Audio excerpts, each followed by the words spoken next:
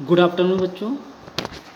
आज हम आपके हिंदी व्याकरण से लेखन भाग में सूचना लेखन के बारे में जानेंगे।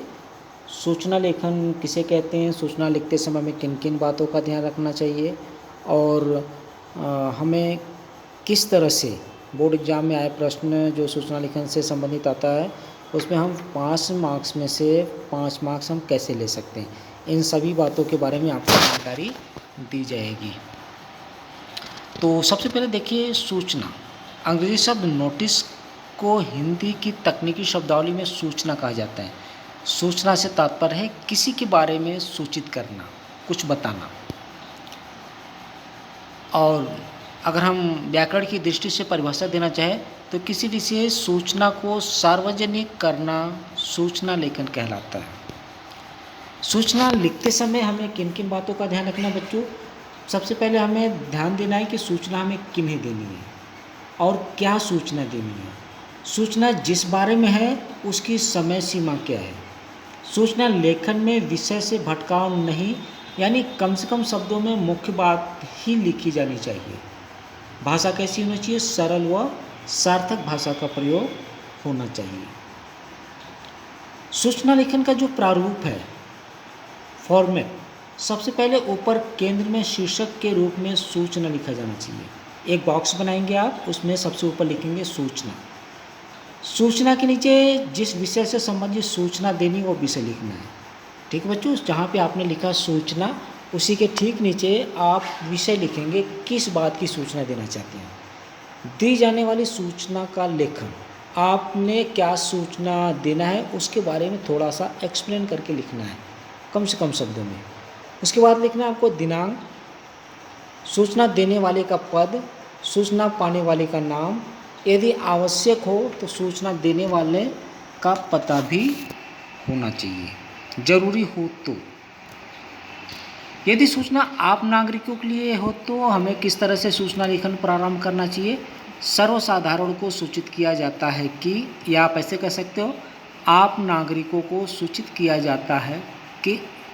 अब इसके आगे आप कुछ भी लिख सकते हो। कुछ भी लिखने का मतलब जो आपके विषय में यानी प्रश्न में जो विषय दिया है, जैसे कहीं पर आप जैसे सर्वसाधारण को सूचित किया जाता है कि आर्मी स्कूल श्रीनगर में निःशुल्क नेत्र परीक्षण शिविर का आयोजन, तो इस तरह से आप बता सकते हो उनको।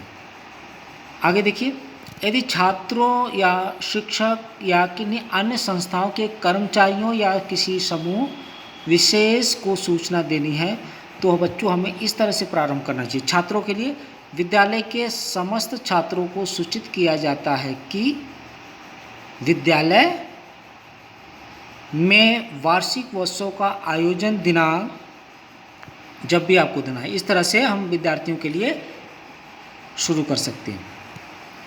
अगर शिक्षक को लिखना हो तो विद्यालय के समस्त शिक्षकों को सूचित किया जाता है कि, तो इसके आगे जो भी विषय होगा उसके अनुसार आप लिखेंगे।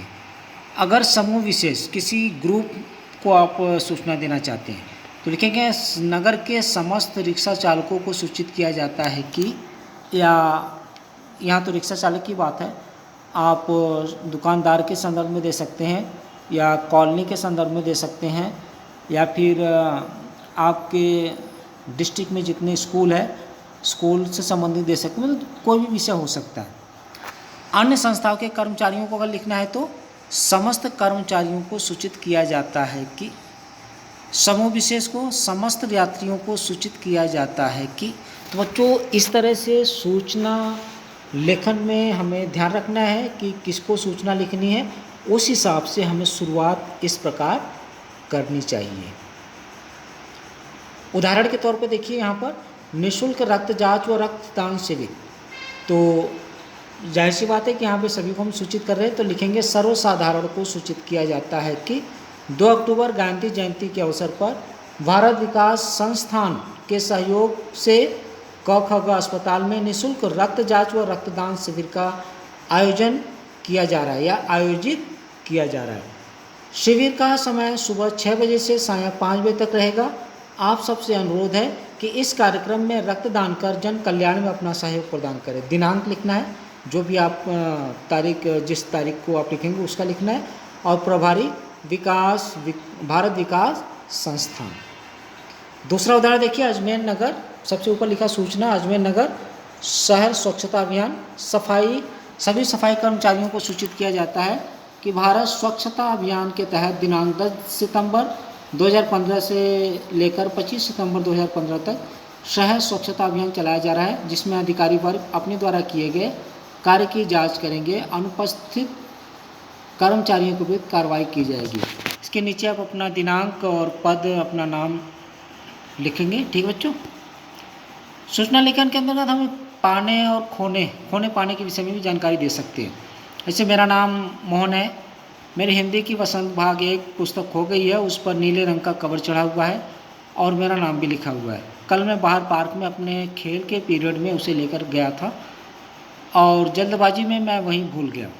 जिस भी छात्रों को पुस्तक मिले वो मुझे तुरंत इस नंबर पर सूचित करें। आप अपना नंबर दे देंगे या फिर या आप ऐसा भी लिख सकते हो, नंबर सूचित करने के अलावा कक्षा, सेक्शन और रोल नंबर और नाम बताएंगे तो आपको उस जगह पर पहुंचा दिया जाएगा। तो आपकी सहायता के लिए मैं हमेशा आपका आभारी रहूँगा। मोहन, कक्षा।